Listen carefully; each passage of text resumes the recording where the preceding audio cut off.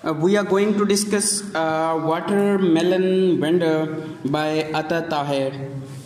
So इसमें वो basically बात करता है हमारे यहाँ जैसा कि मशहूर होता है फेरी वाला जिसे कह लें आप, ठीक है, या ख्वांजा इसको कहते हैं, उर्दू में कहते हैं ख्वांचा फरोश, ठीक है, मतलब तरबूज बेचने वाला, उसके बारे में ये बात करता है। देखते हैं क्या कहता है उसके बारे में। Where the dark kicker grows, where the slow canal flows, watermelons as green and large as hope are seen, heaped in a mound to sell, the old hedges wrinkles tell, on a face so often noticed but forgotten. So कहता है where the dark kikar grows, कहता है कि जहाँ पे घने या बहुत ज़्यादा तादाद में क्या होते हैं किकर, ये जो हमारे यहाँ आम पाए जाते हैं, ठीक है, किकर, उनके बारे में बात कर रहा है कि वो जहाँ पे उगते हैं। Where the slow canal flows, जहाँ पे पानी के बहाव का, नहर का बहाव जो है वो बहुत ज़्यादा कम होता है या सुस्त होता है या कम रफ्तार में होता है। वाटरमेलन एज ग्रीन, जो तरबूज क्या होते हैं वो क्या होते हैं, ग्रीन होते हैं, and large as hope are seen. अब देखिएगा इसमें वो बता रहा है एक फेरी वाले की कंडीशन के देखें। अब आप देखिएगा आपकी होप्स किसके साथ हैं, आपकी डिग्री के साथ हैं, ऐसे ही है ना।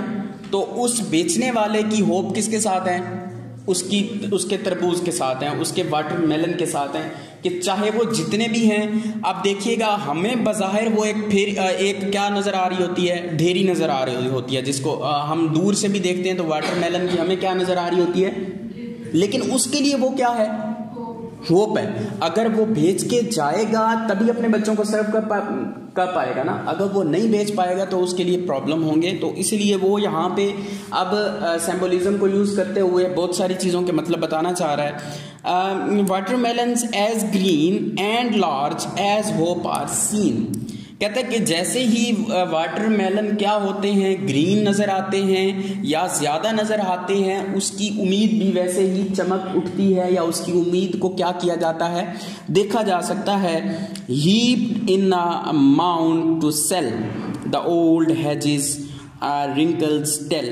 तो कहता है कि ये जो हीप्ड कहते हैं इसको, ढेरी को कहते हैं, टीले को, ठीक है, माउंट टू सेल के वो जो ढेरी है, वो जो टीला ये टिब्बे को जैसे आप अपनी यहाँ लैंग्वेज में यूज़ करते हैं कि उस टिब्बे के ऊपर पड़े हुए उस ढेले को, वो ठेले को क्या है, वो क्या करने जा रहा है, बेचने जा रहा है, ठीक है। एक देखें अब सिचुएशन भी यहाँ पे बताई जा रही है कि एक उसका बैकग्राउंड भी बताया जा रहा है कि वाटरमेलन वाला कितनी सफरिंग से गुजर कर कहाँ पे बैठा है। उसने एक ऊपर उसने बताया where the dark kikar grows, where the slow canal flows.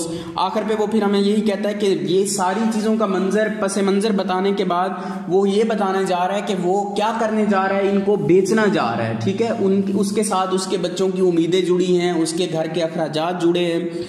The old hedges wrinkles tell, बूढ़ी हेजिस कहते हैं बदसूरत औरत को, ठीक है, और रिंकल्स कहते हैं झुर्रियाँ को। झुर्रियाँ फेस की क्या होती हैं, ये जो नजर आती हैं। Tell on a face so often notice but forgotten, ठीक है। कहता है कि उसकी, अब देखिए उसने मुशाबहत की है किसके साथ, कहता है कि अगर तो वो बदसूरत औरत को अगर आप देखें जिसके चेहरे पे क्या होती हैं, झुर्रियाँ होती हैं। अगर दो कंडीशंस होती हैं कि अगर तो उसकी जो सिचुएशन है, उसकी जो मामलात हैं, उसके जो इंटरनल फीलिंग्स हैं, उसके जो इंटरनल हालात हैं, अगर तो वो सेटल डाउन कर लेती है तो उसकी स्किन क्या करती है, ग्लो करती है, ठीक है, उसकी झुर्रियाँ क्या हो जाती हैं, कम हो जाती हैं। अब देखें इसका डायरेक्टली प्रोपोर्शनल या प्रोपोर्शनल जो भी है, इसका लिंक किसके साथ है, उसकी मसाइल के साथ है, उसकी टेंशन के साथ है, उसकी सफरिंग के साथ है कि एक बदसूरत नुमा औरत के चेहरे पे अगर झुर्रियाँ आ जाती हैं तो उसके पीछे किरदार किसका होता है, उसकी सफरिंग का, उसकी फीलिंग्स का, या उसके जो भी मसाइल हैं। अगर तो वो फीलिंग्स पे ओवरकम कर जाती है, अपने ट्रबल्स को ओवरकम कर जाती है, तो वो झुर्रियां खत्म हो जाती हैं। ऐसा है या नहीं है? साइकोलॉजिकल लिंक है ना। जब हम टेंशन में होते हैं या हमें कोई परेशानी आ जाती है तो चेहरे पे झुर्रियां आना शुरू हो जाती हैं। एक नंबर 1 तो ये हो गया कि अगर तो उसको होप नजर आती है तो वो झुर्रियां क्या हो जाएंगी? खत्म हो जाएंगी। अगर ऐसा नहीं होता तो वो झुर्रियां क्या उसके चेहरे को क्या कर देती हैं?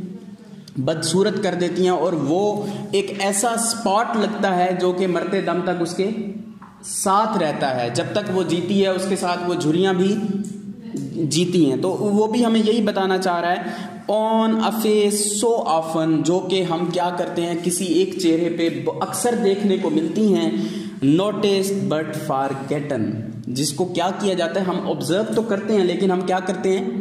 भूल जाते हैं। बेसिकली वो यही बताना चाह रहा है कि जो सफरिंग है, अब मैंने उस दिन भी आपको बताया था, only the wearer knows where the shoe pinches. अब इस आखिरी लाइन में हमें भी वो यही बताना चाह रहा है कि हम चीजों को ऑब्जर्व तो करते हैं, हम देखते तो हैं, but for the sake of our you can say seeing, for our player, for our other matters, but we are not feeling the pain that where, as I have said earlier, only the wearer knows where the shoe pinches. That's all. इस नज़म में बस इतना ही उसने discuss किया है।